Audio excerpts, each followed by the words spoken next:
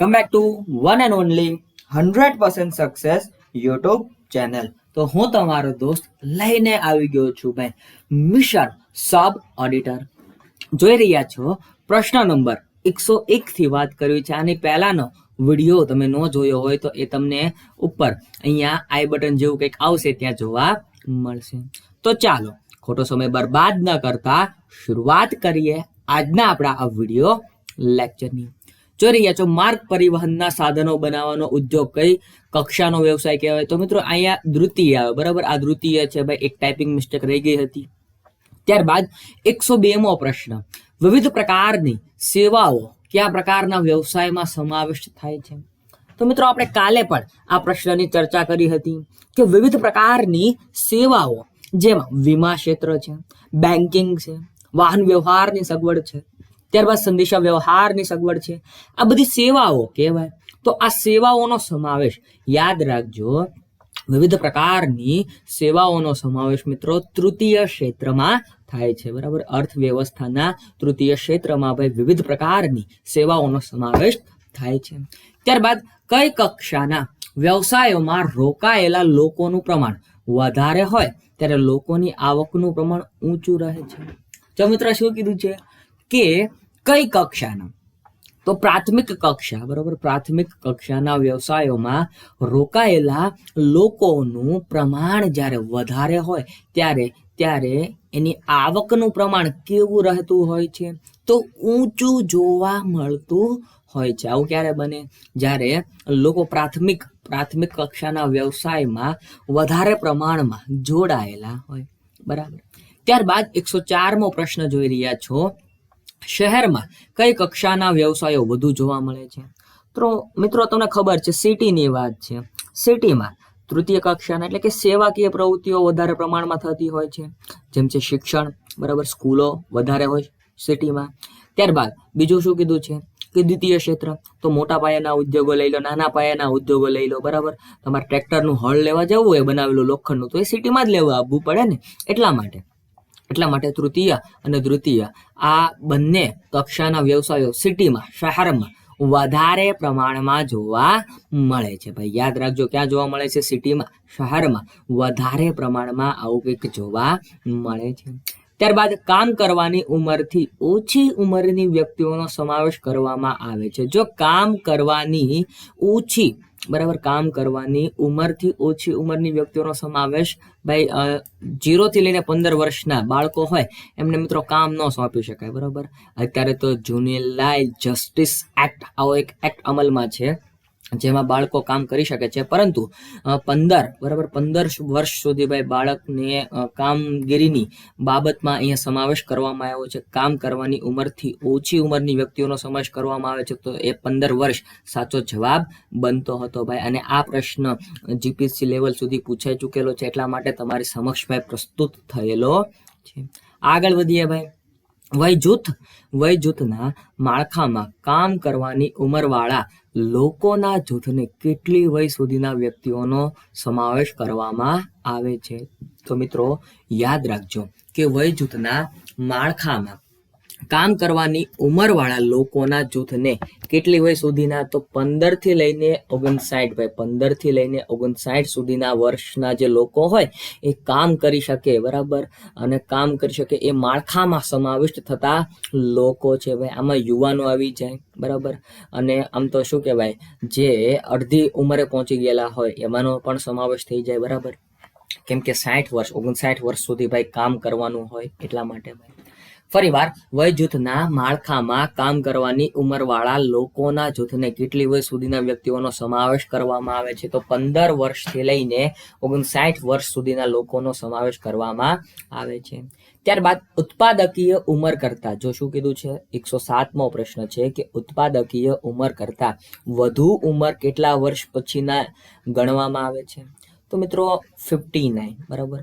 ઉત્પાદકીય, આ બધા ઉત્પાદકીય જૂથમાં સમાવેશ થતી બાબતો છે. આ તમને જે બતાય છે એ બધું ઉત્પાદકીય જૂથમાં સમાવેશ થાય, પરંતુ ઉત્પાદકીય ઉંમર કરતા વધુ ઉંમર વધી જાય તો 59 કરતા તમારા વર્ષ વધારે થઈ જાય એટલે તમે બિન ઉત્પાદકીય ઉંમરમાં સમાવિષ્ટ થઈ જાઓ, બરાબર. એટલે એ યાદ રાખજો.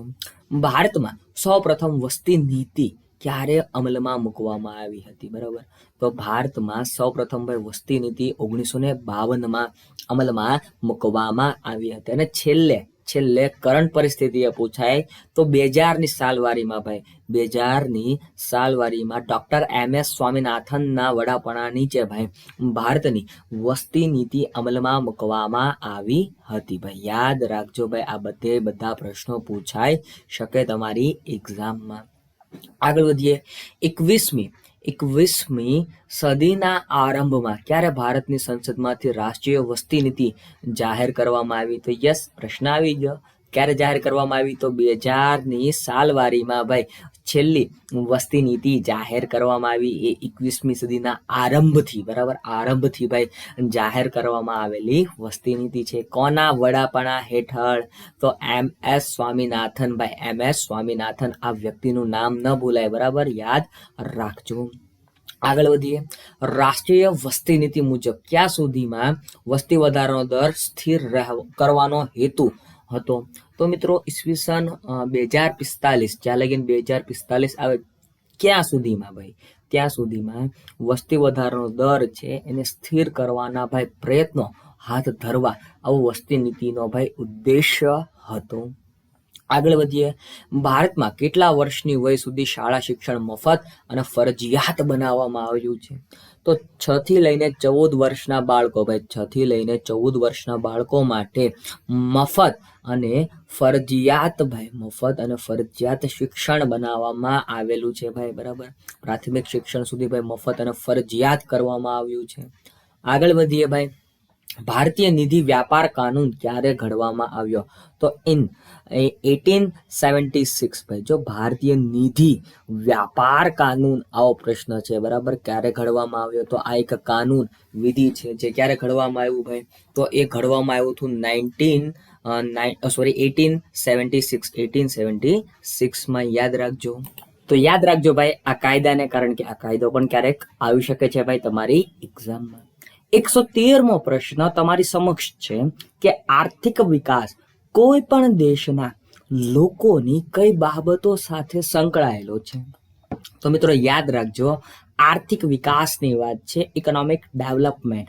તો ઇકોનોમિક ડેવલપમેન્ટ એ માથાદીઠ આવક ભાઈ, બરાબર, માથાદીઠ આવક અને જીવન ધોરણ સાથે સંકળાયેલો છે. કોઈ પણ દેશ લઈ લો એનો આર્થિક વિકાસ ભાઈ, ઇકોનોમિક ડેવલપમેન્ટ એ દેશના લોકોની માથાદીઠ આવક અને એ દેશના લોકોનું જીવન ધોરણ કેવું છે એના ઉપર ભાઈ ટકેલો છે. તો યાદ રાખવાનો પ્રયત્ન કરજો. આર્થિક દ્રષ્ટિએ ભારત કેવો દેશ છે? હવે તો આ બધાને આવડતું જ હોય ભાઈ કે આર્થિક દ્રષ્ટિએ ભાઈ ભારત વિકાસશીલ દેશ છે. કેવો છે ભાઈ? વિકાસશીલ દેશ છે. વાત કરીએ વિકાસશીલ દેશોની માથાદીઠ આવક કેવી હોય છે? તો યાદ રાખજો મિત્રો, વિકાસશીલ દેશોની માથાદીઠ આવક નીચી હોય છે. કેવી હોય? નીચી હોય, ઓછી હોય. મુખ્ય આર્થિક પ્રવૃત્તિ ખેતી ધરાવતો દેશ એ કેવો દેશ કહેવાય? તો એ વિકાસશીલ દેશ કહેવાય ભાઈ. મુખ્ય આર્થિક પ્રવૃત્તિ ખેતી હોય, બરાબર. કેવી?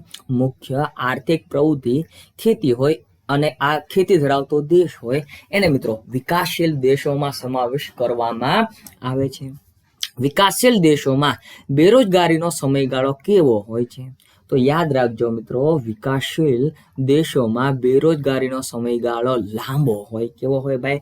લાંબો જોવા મળે છે. તો યાદ રહી જાય એવી બાબત છે કે વિકાસશીલ દેશોમાં બેરોજગારીનો સમયગાળો લાંબો હોય, બરાબર. ભારત અત્યારે જે પરિસ્થિતિમાંથી પસાર થઈ રહ્યો છે ત્યાં તમે જોઈ રહ્યા છો બેરોજગારી, બરોબર, વધારે પ્રમાણમાં જોવા મળે છે, અનએમ્પ્લોયમેન્ટ. ત્યારબાદ આઝાદી બાદ ભારત દેશે સામાજિક અને આર્થિક વિકાસ માટે કયો માર્ગ અપનાવ્યો છે? તો કેન્દ્રીય આયોજન ભાઈ, બરાબર. આયોજન પંચ, પ્લાનિંગ કમિશન. હા, અત્યારે પ્લાનિંગ કમિશન અસ્તિત્વમાં નથી, એની જગ્યાએ નીતિ આયોગ અસ્તિત્વમાં આવી ગયું છે. પરંતુ આઝાદી બાદ ભારત દેશ જ્યારે આઝાદ થયો ત્યારે ભારત દેશ આઝાદ થયો એટલે એણે સામાજિક અને આર્થિક વિકાસ માટે એક કેન્દ્રીય આયોજનનો માર્ગ અપનાવ્યો છે ભાઈ. યાદ રાખજો એ બાબતને. વિકાસશીલ દેશોમાં કેવા પ્રકારની બેરોજગારી વધારે હોય છે? તો મિત્રો વિકાસશીલ દેશોમાં કેવા પ્રકારની બેરોજગારી વધારે હોય છે? મોસમી પ્રકારની બેકારી વધારે પ્રમાણમાં જોવા મળે છે. શેની વાત છે? વિકાસશીલ દેશોમાં ભાઈ મોસમી પ્રકારની બેકારી વધારે પ્રમાણમાં જોવા મળે છે. કયા અર્થતંત્રમાં માનવ શ્રમનો ઉપયોગ વધુ થાય છે? તો યાદ રાખવા જેવી બાબત ભાઈ, વિકાસશીલ દેશ જ્યાં હોય ને, મતલબ કે આપણો ભારત દેશ વિકાસશીલ દેશ છે, ત્યાં માનવ શ્રમનો ઉપયોગ વધારે પ્રમાણમાં જોવા મળે છે. અને આ ફેક્ટ છે, બરોબર. ત્યાં માનવ શ્રમનું પ્રમાણ ભાઈ વધારે હોય ને હોય જ, આ ફેક્ટ છે, બરાબર. એટલે યાદ રાખજો. આગળ વધીએ. ત્યારબાદ પણ વિકાસશીલ દેશનો જ પ્રશ્ન છે કે વિકાસશીલ દેશોની મુખ્યત્વે નિકાસો કેવી હોય છે? તો કૃષિ પેદાશો ભાઈ. વિકાસશીલ દેશોની મુખ્યત્વે જે નિકાસો હોય, બરાબર, નિકાસ કરવામાં આવે છે, ઇમ્પોર્ટ કરવામાં આવે છે, એક્સપોર્ટ કરવામાં આવે છે, બરાબર. આ ઇમ્પોર્ટ એક્સપોર્ટમાં તમને ખબર ન પડી તો ઇમ્પોર્ટ અને એક્સપોર્ટ વિશેનો એક સ્પેશિયલ વિડીયો પણ આવશે, જે અહીંયા તમને આઈ બટનમાં અવશ્ય જોવા મળશે. મિત્રો, વિકાસશીલ દેશોની મુખ્યત્વે નિકાસો, બરાબર. નિકાસ એટલે કોઈ પણ વસ્તુ, સરસામાન હોય, એની એક દેશમાંથી, આપણે ભારત દેશમાંથી બીજા દેશમાં નિકાસ કરવી, બહાર કાઢવો, બરાબર. તો એ કૃષિ પેદાશો હોય છે. આયાત તો મોસ્ટ ઓફ મશીનરીઝ, આવી બધી સામગ્રીની આયાત કરવામાં આવતી હોય વિકાસશીલ દેશોમાં. ત્યારબાદનો પ્રશ્ન પણ એ જ છે કે વિકાસશીલ દેશોમાં અર્થતંત્રનું માળખું કેવા સ્વરૂપનું હોય છે? દ્વિમુખી સ્વરૂપનું હોય છે. વિકાસશીલ દેશોમાં અર્થતંત્રનું માળખું એ કેવું ભાઈ? દ્વિમુખી સ્વરૂપનું જોવા મળે છે. કયા સ્વરૂપનું ભાઈ? દ્વિમુખી સ્વરૂપનું જોવા મળે છે. તો યાદ રાખજો ભાઈ, વિકાસશીલ દેશોમાં અર્થતંત્રનું માળખું કેવા સ્વરૂપનું હોય છે? દ્વિમુખી સ્વરૂપનું જોવા મળે છે. યાદ રહી જાય એવી બાબતો છે. આગળ વધીએ ભાઈ. માર્ગ પરિવહન તેમજ સંચાર સાધનોનું ઉત્પાદન કયા ક્ષેત્રની આર્થિક પ્રવૃત્તિ છે? જો સંચાર સાધનો, આવું કીધું, બરાબર. સંચાર સાધનો છે. તો માર્ગ પરિવહનના સાધનોમાં શું આવી ગયું? વાહન આવી ગયા, બરાબર. મોટી મોટી કાર આવી ગઈ, બસ આવી ગઈ, ખટરા આવી ગયા, તો કાઠિયાવાડીમાં કેવી તો આ બધા માર્ગ પરિવહનના સાધનો છે ભાઈ. માર્ગ પરિવહનના સાધનો છે. અને સંચાર સાધનોમાં જોઈએ તો મોબાઈલ ફોન છે, ટેલિફોન છે, લેપટોપ છે, બરાબર, પીસી છે. આ બધા સંચાર સાધનો કહેવાય, કારણ કે ભાઈ એનાથી સંચાર વ્યવસ્થા ચાલે. તો આ બધા સાધનોનું ઉત્પાદન કયા ક્ષેત્રની આર્થિક પ્રવૃત્તિ ગણે? તો માધ્યમિક ક્ષેત્ર, એટલે કે દ્વિતીય કક્ષાનું આ ક્ષેત્ર ગણાય. કયા ક્ષેત્રની આર્થિક પ્રવૃત્તિ ગણાય? તો માધ્યમિક ક્ષેત્રની ભાઈ આર્થિક પ્રવૃત્તિ ગણવામાં આવે છે. તો યાદ રહી જાય આવી બાબતો પણ. ત્યારબાદ સામાન્ય રીતે વિકાસશીલ દેશોમાં આર્થિક પ્રવૃત્તિઓના કયા ક્ષેત્રનું પ્રભુત્વ વધારે જોવા મળે છે? તો યાદ રાખજો મિત્રો, સામાન્ય રીતે વિકાસશીલ દેશ હોય એના આર્થિક પ્રવૃત્તિઓનું પ્રભુત્વ કયું હોય? પ્રાથમિક ક્ષેત્ર ભાઈ, પ્રાથમિક ક્ષેત્ર. કારણ કે પ્રાથમિક ક્ષેત્ર ઉપર વિકાસશીલ દેશ ટકેલો હોય એટલા માટે. આગળ વધીએ ભાઈ. વિકાસશીલ દેશોમાં રોજગારી તેમજ રાષ્ટ્રીય આવકમાં કયા ક્ષેત્રનો ફાળો સૌથી વધુ હોય? તો એ પણ યાદ રાખજો ભાઈ, એમાં પણ જવાબ પ્રાથમિક ક્ષેત્ર જ આવે. મિત્રો, આ જે વિડીયોઝ છે એની પેટર્ન મેં કંઈક આવી રીતે બનાવી હોય કે એક ટોપિક, એ ટોપિકની સાથે જેટલા પણ VSQ બનતા હોય બધાને મેં સાંકળી લેવાનો પ્રયત્ન કર્યો છે. હા, અમુક આડાવડી પણ હોઈ શકે, પરંતુ બધા VSQ સાંકળાઈ જાય એ રીતના ભાઈ મેં વિડીયો સિરીઝ આખી લોન્ચ કરી છે. તો મિત્રો, વિકાસશીલ દેશોમાં રોજગારી તેમજ રાષ્ટ્રીય આવકમાં કયા ક્ષેત્રનો ફાળો સૌથી વધુ હોય?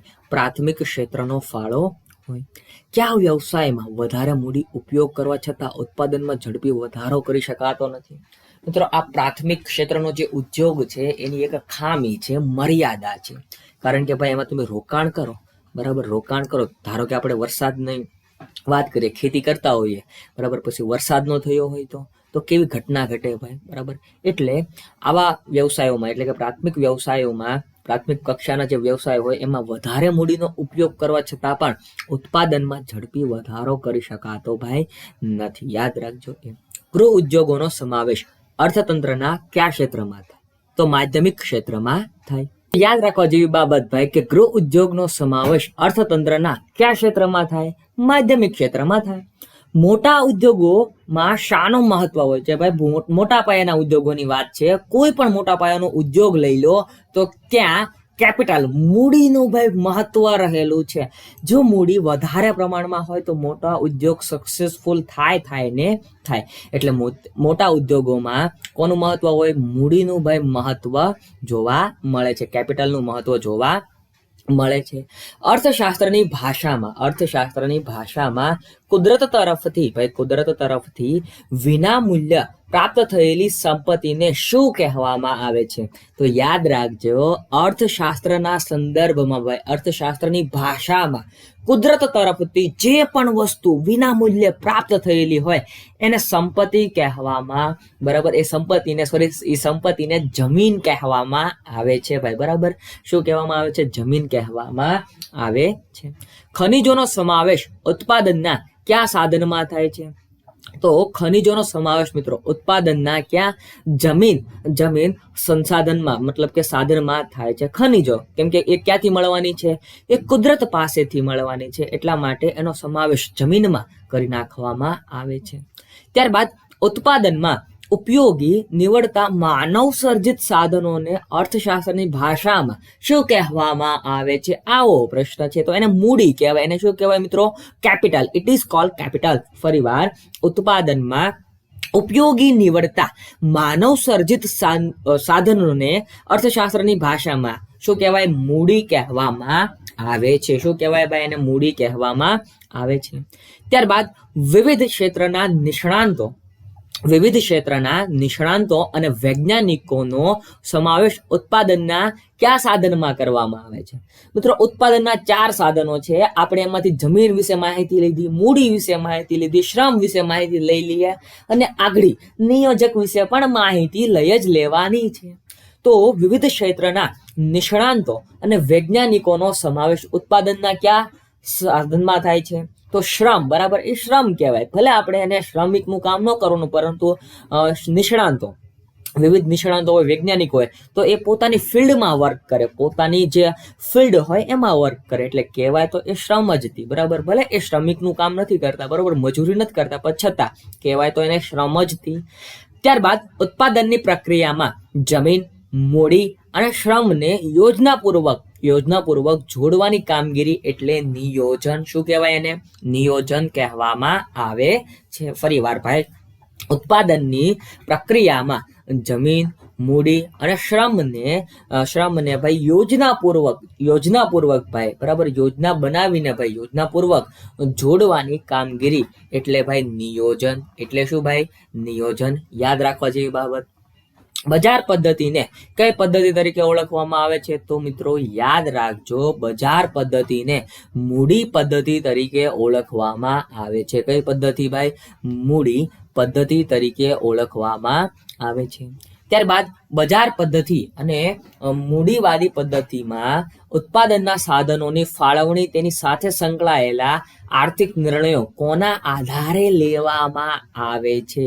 તો ભાવતંત્રના આધારે ભાઈ આવા આર્થિક નિર્ણયો લેવામાં આવતા હોય છે. બજાર પદ્ધતિ અને મૂડીવાદી પદ્ધતિમાં ઉત્પાદનના સાધનોની ફાળવણી, તેની સાથે સંકળાયેલા આર્થિક નિર્ણયો એ કોના આધારે લેવાય? તો ભાવતંત્રના આધારે ભાઈ એના આર્થિક નિર્ણયો લેવામાં આવતા હોય છે. ભારતમાં સંદેશા વ્યવહારના માધ્યમોની શરૂઆત થઈ તે ઘટનાનો સાચો ક્રમ લખવાનો છે ભાઈ. સાચો ક્રમ અર્થશાસ્ત્ર સાથે જ સંકળાયેલી વાત છે ભાઈ, બરાબર? ભારતમાં જે સંદેશા વ્યવહારની સુવિધાઓ થઈ, માધ્યમો થયા, એની શરૂઆત થઈ, એ કઈ રીતે થઈ? એનો ઘટનાનો સાચો ક્રમ. તો મિત્રો પહેલા ટપાલ સેવા શરૂ થઈ, ત્યારબાદ ટેલિગ્રામ, બરાબર, ટેલિગ્રામની સેવા શરૂ થઈ, પછી રેલવે અને દૂરદર્શન. આવી રીતે ભાઈ ક્રમમાં આખી સંદેશા વ્યવહારની ભાઈ સેવાઓ, માધ્યમો શરૂ થઈ ગયા હતા. ભારત દેશની વાત છે. બજાર પદ્ધતિમાં સર્વોપરી શું હોય છે? તો યાદ રાખવા જેવી બાબત, બજાર પદ્ધતિમાં સર્વોપરી ભાઈ શું હોય છે? નાણું અને ભાવતંત્ર ભાઈ. શું હોય ભાઈ? નાણું, મની, બરાબર, અને ભાવતંત્ર ભાઈ સર્વોપરી જોવા મળે છે. ત્યારબાદ લોકો તેમની જુદી જુદી વસ્તુઓ અને સેવાઓ માટેની માંગ શાના દ્વારા વ્યક્ત કરે છે? તો ખરીદી દ્વારા ભાઈ સિમ્પલ છે, સમજાય છે. પોતાને કંઈક જરૂરિયાત હોય તો એ વસ્તુ ખરીદી આવે, તો ખરીદી દ્વારા ભાઈ એની માંગ વ્યક્ત કરતા હોય છે ભાઈ. આવું તો સમજાઈ જાય તમને લોકોને, કારણ કે તમે કોમર્સના તારલાઓ કહેવાઓ અને તો જ તમે સબ ઓડિટરની એક્ઝામની તૈયારી કરતા હોવ. વાત કરીએ આગળ ગ્રાહકોની ઊંચા ભાવો ચૂકવવાની તૈયારી બજાર પદ્ધતિમાં શાનું સૂચન કરે છે?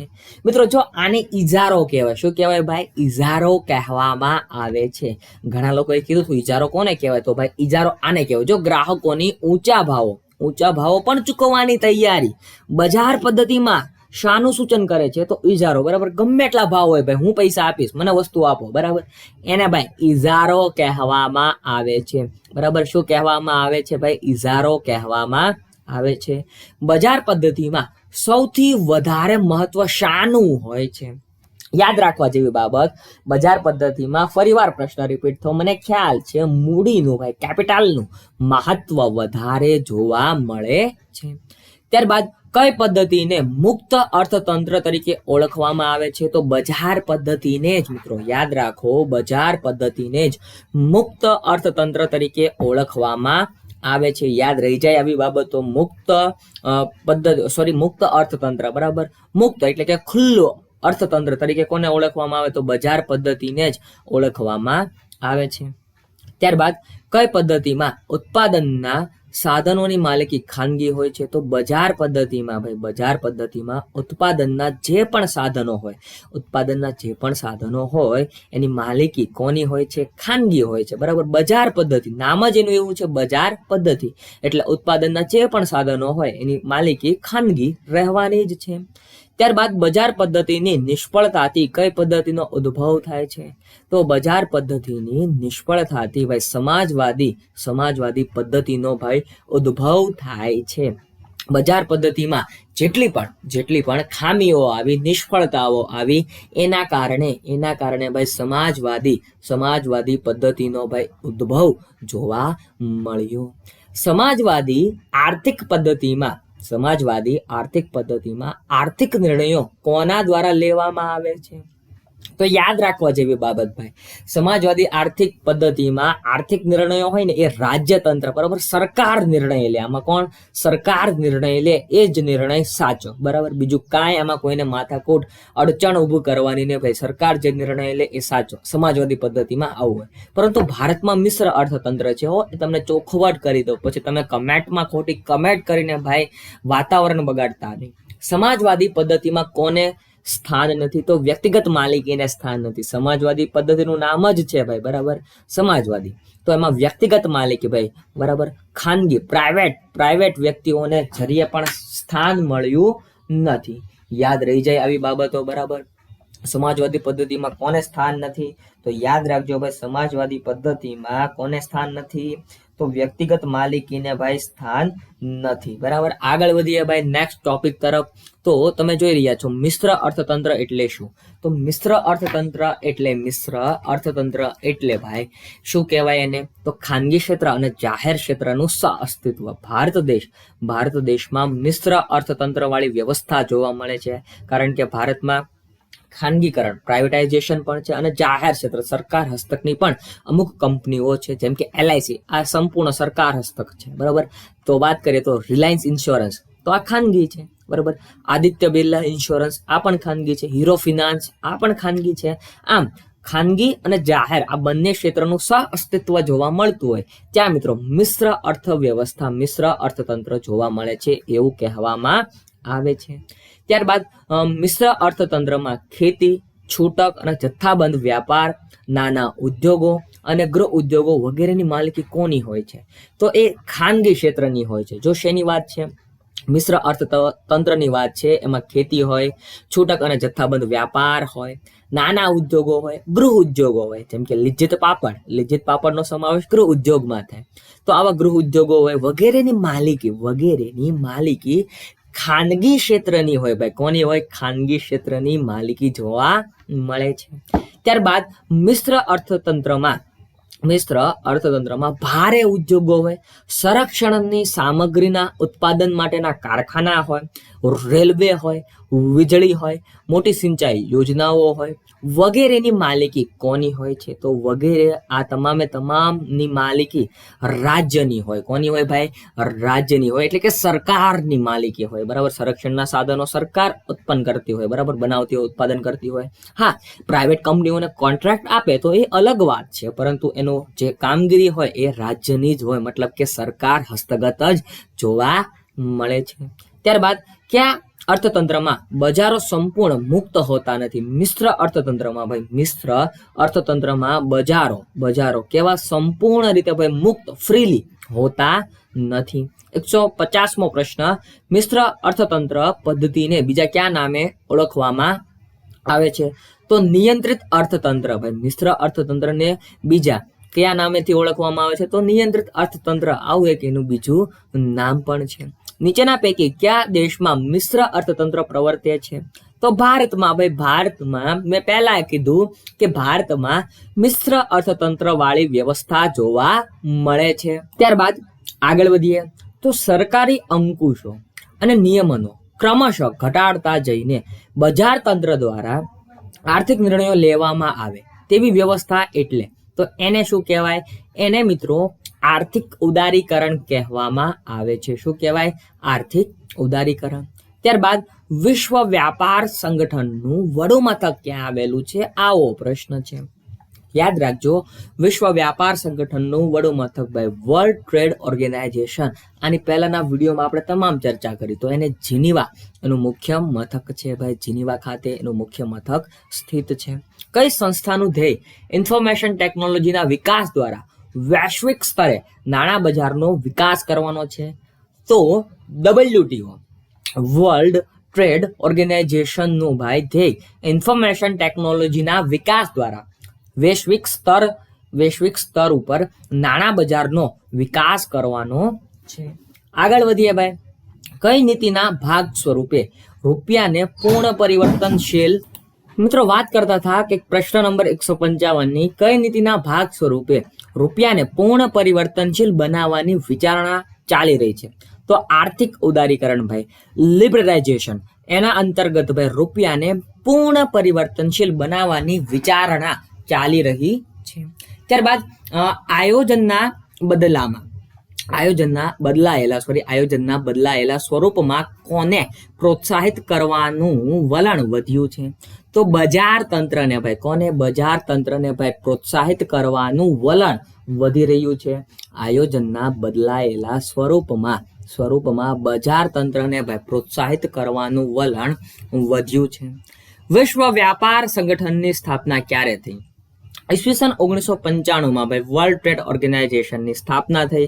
આના વિશે આપણે સંપૂર્ણ રીતે ચર્ચા કરી જ લીધેલી છે, તો એ પ્રશ્નને સ્કીપ કરીએ ભાઈ. ભારત સરકારે કઈ સાલમાં વાયુ પ્રદૂષણ નિયંત્રણ ધારો પસાર કર્યો? તો 1981ની સાલમાં ભાઈ. 1981ની સાલવારીમાં ભારત સરકાર દ્વારા કયો ધારો? તો ભારત સરકાર દ્વારા ભાઈ વાયુ પ્રદૂષણ નિયંત્રણ ધારો પસાર કરવામાં આવ્યો. ક્યારે? ઈસવીસન 1981માં. ત્યારબાદ આંતરરાષ્ટ્રીય વ્યાપારી વિવાદોના નિરાકરણ માટે, આંતરરાષ્ટ્રીય જે વ્યાપારી વિવાદો બનતા હોય, ઘટનાઓ બનતી હોય, એના નિરાકરણ માટેની વાત છે. એના નિરાકરણ માટે જરૂરી નિયમોની જોગવાઈઓ કયા સંગઠનને કરી હતી? તો વિશ્વ વ્યાપાર સંગઠન દ્વારા ભાઈ આ પ્રકારની જોગવાઈ કરવામાં આવી. વૈશ્વિકીકરણનો ખ્યાલ કોની સાથે સંકળાયેલો છે? તો એ પણ વિદેશ વ્યાપાર સંગઠન ભાઈ, બરાબર, વિશ્વ વ્યાપાર સંગઠન સાથે સંકળાયેલો જ એક ખ્યાલ છે. ત્યારબાદ રાજ્યની આવક અને ખર્ચ અંગેની નીતિ એટલે શું? મિત્રો, રાજ્યની આવક અને ખર્ચ અંગેની નીતિ આવે ને એટલે આપણે આંખું બંધ કરીને ભાઈ રાજકોષીય નીતિ ટીક કરી નાખવાનું. રાજકોષીય નીતિને ફિસ્કલ પોલિસી પણ કહેવામાં આવે છે. અને ફિસ્કલ પોલિસી ભાઈ નાણાં મંત્રાલય દ્વારા બહાર પાડવામાં આવે છે. WTO વર્લ્ડ ટ્રેડ ઓર્ગેનાઇઝેશન બધાને ખબર હશે હવે તો.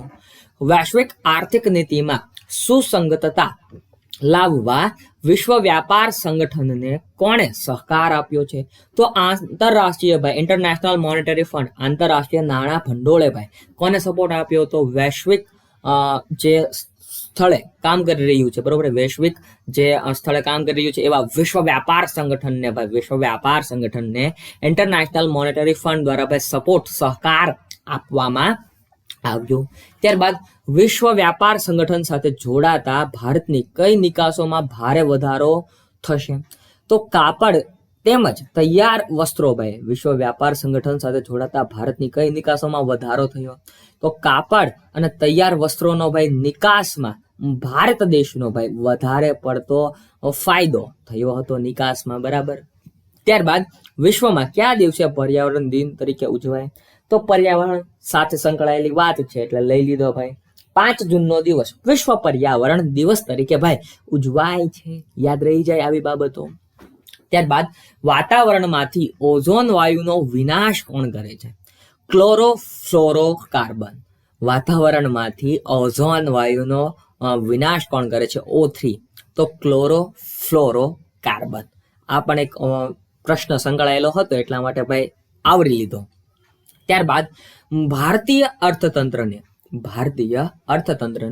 વિશ્વ અર્થવ્યવસ્થાનો એક ભાગ બનાવવાની નીતિ કઈ નીતિ તરીકે ઓળખાય છે? તો મિત્રો એને વૈશ્વિકીકરણની નીતિ તરીકે ઓળખવામાં આવે છે. કીધું છે શું? તો ભારતીય અર્થતંત્રને વિશ્વના જે અર્થવ્યવસ્થાનો એક ભાગ બનાવવાની નીતિ તરીકે વિકસાવવાની છે તો એને વૈશ્વિકીકરણ કહેવાય. શું કહેવાય?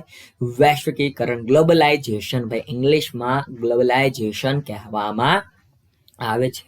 ભારતમાં આર્થિક સુધારાનો યુગ ક્યારે શરૂ થયો? તો 1991માં. કેટલી વાર મેં રિપીટ કર્યું, હવે કે આ રિપીટ કરવાનું હોય? પ્રધાનમંત્રી કોણ હતા, નાણામંત્રી કોણ હતા, તમારે મને કમેન્ટ સેક્શનમાં કમેન્ટ કરીને કહેવાનું હોય ભાઈ. હવે તો આવું આવડે જ. વાત કરીએ ભારતમાં ખાનગીકરણ અને વૈશ્વિકીકરણનો અમલ ક્યારે થયો? તો ઈસવીસન 1991માં ભાઈ. ઈસવીસન 1991માં ભારતમાં ખાનગીકરણ અને વૈશ્વિકીકરણનો ભાઈ અમલ થયો હતો 1991ની સાલવારીમાં. ત્યારબાદ 170મો પ્રશ્ન, સાપેક્ષ ગરીબીનો ખ્યાલ. સાપેક્ષ ગરીબીનો ખ્યાલ કયા દેશોમાં વધુ પ્રચલિત છે? તો વિકસિત દેશોમાં ભાઈ સાપેક્ષ ગરીબીનો ખ્યાલ એ વિકસિત દેશોમાં વધારે પ્રમાણમાં ભાઈ પ્રચલિત જોવા મળે છે. કયા દેશોમાં ભાઈ? વિકસિત દેશોમાં સાપેક્ષ ગરીબીનો ખ્યાલ વધારે પ્રમાણમાં પ્રચલિત જોવા મળે છે. સમાજના બીજા વર્ગોની તુલનામાં ગરીબ હોવાની સ્થિતિ કેવી ગરીબી ગણાય? તો મિત્રો એ સાપેક્ષ ગરીબી કહેવાય, બરોબર. ધારો કે એ વ્યક્તિ 25,000 કમાય, બી વ્યક્તિ 30,000 કમાય, સી વ્યક્તિ 40 કમાય, ડી વ્યક્તિ 50 કમાય, તો ડી ની સાપેક્ષે બધા ગરીબ કહેવાય. આને શું કહેવાય ભાઈ? સમાજના બીજા વર્ગોની તુલનામાં ગરીબ હોવાની સ્થિતિ એ સાપેક્ષ ગરીબી ગણાય. કેવી ભાઈ? સાપેક્ષ ગરીબી ગણાય. વિશ્વ વ્યાપાર સંગઠનના ધ્યેયોમાં શેનો સમાવેશ થતો નથી? તો વિદેશી ધિરાણથી ભાઈ. વિશ્વ વ્યાપાર સંગઠનના ધ્યેયોમાં શેનો સમાવેશ થતો નથી? વિદેશી ધિરાણનો ભાઈ સમાવેશ થતો નથી. ત્યારબાદ કઈ યોજનાનો ઉદ્દેશ વિવિધ પ્રકારની સવલતો દ્વારા ગ્રામીણ પ્રજાને જીવનની ગુણવત્તામાં સુધારો લાવવાનો છે? તો પ્રધાનમંત્રી ગ્રામોદ્ધાર યોજના. પ્રધાનમંત્રી ગ્રામોદ્ધાર, ગ્રામનો ઉદ્ધાર, બરાબર, ગ્રામ્ય વિસ્તારોનો ઉદ્ધાર કરવો એ માટેની જે આ યોજના છે એનો ઉદ્દેશ શું છે ભાઈ? જીવનની ગુણવત્તામાં સુધારો લાવવો, ગ્રામીણ પ્રજાની જીવનની ગુણવત્તામાં સુધારો લાવવો. ત્યારબાદ કઈ યોજનાનો હેતુ ગ્રામ્ય વિસ્તારના લોકોને વેતનની સાથે કામના બદલામાં અનાજ પૂરું પાડવાનો છે? તો સંપૂર્ણ ગ્રામીણ રોજગાર યોજના અંતર્ગત આવી સવલત હોય છે કે વેતનના બદલામાં પૈસાના બદલામાં તમને અનાજ પૂરું પાડવામાં આવે. શું પૂરું પાડવામાં આવે? અનાજ પૂરું પાડવામાં આવે. ત્યારબાદ ગરીબી રેખા નીચે જીવતા લોકોના અર્થમાં કઈ શરતોનો સમાવેશ થતો નથી? તો ઔદ્યોગિક કામદાર હોય એમનો સમાવેશ ભાઈ ગરીબી રેખા નીચે જીવતા લોકોમાં થતો નથી. નીચેનામાંથી કઈ યોજનાનો અમલ સ્વરોજગારી કાર્યક્રમ સંદર્ભે કરવામાં આવે છે? સુવર્ણ જયંતિ ભાઈ. કઈ યોજના? સુવર્ણ જયંતિ યોજનાનો અમલ સ્વરોજગારી કાર્યક્રમના સંદર્ભમાં કરવામાં આવે છે. સુવર્ણ જયંતિ ભાઈ યાદ રહી જાય એવી બાબત છે આ. 177મો પ્રશ્ન જુઓ, ટેકનોલોજીના સંદર્ભમાં ટેકનોલોજીના સંઘર્ષમાંથી જન્મતી બેરોજગારી કયા પ્રકારની બેરોજગારી કહેવાય? તો એને મિત્રો ઘર્ષણજન્ય બેકારી કહેવામાં આવે છે. અને શું કહેવાય ભાઈ? ઘર્ષણજન્ય બેકારી કહેવામાં આવે છે. કેન્દ્રીય શ્રમિક શિક્ષણ બોર્ડની સ્થાપના ક્યારે કરવામાં આવી હતી? તો ઈસવીસન 1958માં કેન્દ્રીય શ્રમિક શિક્ષણ બોર્ડની સ્થાપના ક્યારે કરવામાં આવી હતી? ઈસવીસન 1958માં ભાઈ કરવામાં આવી હતી. ત્યારબાદ અમુક નિશ્ચિત સપાટી કરતા ઓછી આવક કે ઓછું ખર્ચ ધરાવતી લોકોની ગરીબી કેવી ગરીબી ગણે? તો એને મિત્રો નિરપેક્ષ ગરીબ ગણવામાં આવે. કેવા ગરીબ? નિરપેક્ષ ગરીબ ગણવામાં ભાઈ આવે છે. યાદ રહી જાય, આ પણ બાબત એવી છે. અમુક ચોક્કસ સમય દરમિયાન વ્યક્તિની પાયાની જરૂરિયાતો સંતોષવા માટેના જરૂરી નાણાં જેટલી આવક ધરાવતા ન લોકો કઈ ગરીબી નીચે કહેવાય? તો મિત્રો આને નિરપેક્ષ ગરીબી કહેવાય. જેમની પાસે પોતાની જીવનને ટકાવી રાખવા માટે પણ પૂરતા પ્રમાણમાં સગવડ ન હોય, બરાબર, સગવડ ન હોય તો એને ભાઈ નિરપેક્ષ ગરીબીમાં સમાવેશ કરવામાં આવે છે. ત્યારબાદ કઈ યોજના અન્વયે ગરીબી રેખાથી નીચે જીવતા સૌથી વધુ ગરીબ કુટુંબોને તારવીને જાહેર વિતરણ વ્યવસ્થા દ્વારા કુટુંબોને રાહત દરે અનાજ આપવામાં આવે છે? તો અંત્યોદય અન્ન યોજના ભાઈ. શું કીધું છે? બિલો પોવર્ટી લાઈન, બરાબર, બિલો પોવર્ટી લાઈન. તો આ ગરીબી રેખા નીચે પણ જે લોકો જીવે છે, બરાબર, એનાથી પણ સાવ નીચે જીવે છે, એને અંત્યોદય અન્ન યોજના અંતર્ગત ભાઈ સાંકળી લેવામાં આવ્યા. ત્યારબાદ કઈ યોજનામાં મહિલાઓને સ્વરોજગારીના હેતુસર સબસિડી આપવામાં આવે છે?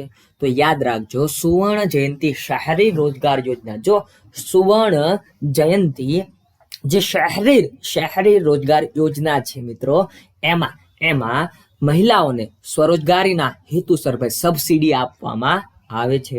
ત્યારબાદ ઊંચી આવકવાળા જૂથની નીચી આવકવાળા જૂથની સરખામણી કરતા નીચી આવકવાળાની આવક ઓછી હોવાથી તેને શું કહેવાય? તો એને સાપેક્ષ ગરીબ કહેવાય ભાઈ. આની પહેલાથી મેં ABCD ઉદાહરણ આપીને સમજાવી દીધું. હવે કઈ આમાં ડીપમાં ઉતરવાનું હોય નહીં મિત્રો. આગળ વધીએ. કઈ યોજના હેઠળ દુષ્કાળ પ્રતિરોધક કાર્યો, વનીકરણ એટલે કે વૃક્ષારોપણ, પશુ સારવાર કેન્દ્રો, જળ સ્ત્રોતનો વિકાસ જેવા નિર્માણ અને સમારકામના કામો કરાવવામાં આવે છે? તો સંપૂર્ણ ગ્રામીણ રોજગાર યોજના ભાઈ. સંપૂર્ણ ગ્રામીણ રોજગાર યોજનામાં ભાઈ આવી કામગીરી કરવામાં આવી. કેવી ભાઈ? દુષ્કાળ પ્રતિરોધક કાર્યો, વનીકરણ, પશુ સારવાર કેન્દ્રો વગેરે ભાઈ, બરાબર. પછી જળ સ્ત્રોતનો વિકાસ, તળાવોને ઊંડા કરવા, ખાળિયા ખોદવા, આ બધી ભાઈ કામગીરી તો એને સમાવેશ સંપૂર્ણ ગ્રામીણ રોજગાર યોજનામાં થાય છે. આગળ વધીએ. વામભાઈ નું પૂરું નામ? તો વાલ્મીકી આંબેડકર આવાસ યોજના ભાઈ. વાલ્મીકી આંબેડકર આવાસ યોજના, આ એનું ફૂલ ફોર્મ છે. આ ફૂલ ફોર્મ પૂછાઈ શકે. કઈ યોજના અનુસાર ગામડાઓમાં ગરીબી રેખા નીચે જીવતા લોકોને તાલીમ, બેંક ધિરાણ, નાણાકીય સવલતો, સબસિડી, બજાર, સ્વરોજગારી દ્વારા તેમની રોજગાર ક્ષમતા વધારવા માટેના પ્રયત્નો કરીને સ્વરોજગારીથી ગરીબ રેખાથી જે ઉપર લાવવાનો ઉદ્દેશ છે? તો આ બધા કાર્યો ભાઈ સુવર્ણ જયંતિ ગ્રામ સ્વરોજગાર યોજના અંતર્ગત ભાઈ કરવામાં આવે છે. સુવર્ણ જયંતિ શહેરી રોજગાર યોજના એ કયા પ્રકારની રોજગારીનો કાર્યક્રમ છે? તો સ્વરોજગારીનો ભાઈ. પોતાની જાતે ભાઈ રોજગારી ક્રિએટ કરી, સ્વરોજગારીનો કાર્યક્રમ છે. કઈ યોજનાનો હેતુ રોજગારીની તકો સર્જી ગામડાની સાર્વજનિક મિલકતો ઊભી કરવાનો છે? તો જવાહર ગ્રામ સમૃદ્ધિ યોજના ભાઈ. કઈ યોજના? તો જવાહર ગ્રામ સમૃદ્ધિ યોજનાનો હેતુ રોજગારીની તકો સર્જી ગામડાની સાર્વજનિક મિલકતો ઊભી કરવાનો છે. ત્યારબાદ કઈ યોજના અન્વયે શહેરી વિસ્તારોમાં રહેતા ગરીબોને પાકા મકાનો બાંધવા માટે સહાય આપવામાં આવે છે? તો વાલ્મીકી આંબેડકર આવાસ યોજનામાં ભાઈ. વાલ્મીકી આંબેડકર આવાસ યોજનામાં શહેરી વિસ્તારોમાં રહેતા ગરીબોને પાકા મકાનો બાંધવા માટે સહાય પૂરી પાડવામાં આવે છે. ત્યારબાદ કઈ યોજના અન્વયે ગરીબ વર્ગને પ્રસૂતિ, વૃદ્ધોને સહાય અને કુટુંબોમાં કમાવનારના અવસાન પછી આશ્રિતોને સહાય આપવામાં આવે છે. તો રાષ્ટ્રીય સામાજિક સહાય યોજનામાં ભાઈ આ પ્રકારની કામગીરી જોવા મળે છે. ત્યારબાદ કયા અભિયાન હેઠળ સુલભ શૌચાલયો બાંધવા માટે સબસિડી આપવામાં આવે છે? તો નિર્મળ ભારત અભિયાન ભાઈ, બરોબર. ક્લીન ઇન્ડિયા મુવમેન્ટ, નિર્મળ ભારત અભિયાન અંતર્ગત ભાઈ શૌચાલયો બાંધવા માટે, બરોબર, સુવિધાઓ આપવામાં આવે છે, સબસિડી આપવામાં આવે છે. કોને બેરોજગાર ન ગણી શકાય તેમ નથી? તો પ્રવર્તમાન વેતન દરે કામ કરવાની ઈચ્છા ધરાવનારને ભાઈ બેરોજગાર ગણવામાં આવે નહીં, બરોબર. પ્રવર્તમાન વેતન દરે કામ કરવાની ઈચ્છા ધરાવનારને બેરોજગાર ગણી શકાય નહીં. તેજી મંદીના વેપાર ચક્રના લીધે રોજગારીમાં વધારો કે ઘટાડો થયા કરે છે, તે કઈ બેરોજગારી કહેવાય? તો એ ચક્રીય બેકારી કહેવાય. કઈ બેકારી કહેવાય? ચક્રીય બેકારી કહેવાય. ચક્રીય બેરોજગારીને બીજા કયા નામે ઓળખવામાં આવે છે? તો એને મિત્રો મંદીજન્ય બેકારી તરીકે ઓળખવામાં આવે છે. કેવી ભાઈ? મંદીજન્ય બેકારી તરીકે ઓળખવામાં આવે છે. ભારતમાં બદલાયેલા સ્વરૂપમાં કેન્દ્રીય આયોજનને સ્થાને વિકેન્દ્રીય આયોજન દાખલ થતા કોની જવાબદારી ઘટી રહે છે? તો સરકારી ક્ષેત્રની ભાઈ જવાબદારી ઘટી રહે છે. ત્યારબાદ ખેતી સિવાયના અન્ય વૈકલ્પિક ઉદ્યોગોનો વિકાસના અભાવે કઈ બેરોજગારી ઉદ્ભવે? તો માળખાગત પ્રકારની બેકારી જોવા મળે છે. રોજગારીના અભાવે વર્ષના 3 થી 5 મહિના અનૈચ્છિક પોતાની ઈચ્છા વિરુદ્ધ એટલે અનૈચ્છિક રીતે બેકાર રહેતા લોકોની કયા પ્રકારની બેકારી કહેવાય? તો એને મોસમી બેકારી કહેવાય. જેમ કે ભાઈ વરસાદ આવે તો 6 મહિના, 7 મહિના, 8 મહિના કામ મળે, પછીના 3 મહિના તો ભાઈ બેકાર રહેવું પડે ને, એ છે આ અનૈચ્છિક બેકારી. મોસમી બેરોજગારીને બીજા કયા નામે ઓળખવામાં આવે? તો એને ઋતુગત બેકારી પણ કહેવામાં આવે છે. કેટલીક વાર વ્યવસાય કે પ્રવૃત્તિઓમાં જેટલા કામદારોની જરૂર છે તેનાથી વધુ માણસો રોકાયેલા હોય તો વધારાના માણસો એ કયા બેકારો કહેવાય છે? તો એને પ્રચ્છન્ન બેકારો કહેવાય. બરાબર, છુપાયેલા બેકારો, અને એની સીમાંત ઉત્પાદકતા શૂન્ય જોવા મળે છે. ભારતમાં કયા ક્ષેત્રે ગુપ્ત બેરોજગારો કે પ્રચ્છન્ન બેરોજગારીનું પ્રમાણ વધારે જોવા મળે છે? તો મિત્રો ખેતી ક્ષેત્રે આ પ્રકારની બેકારી વધારે પ્રમાણમાં જોવા મળે છે. તો મિત્રો આ સાથે મારી વાણીને હું વિરામ આપું છું. ફરી મળીશ નવા વિડીયોમાં. ત્યાં સુધી રજા લઉં. જય હિન્દ, જય ભારત, વંદે માતરમ.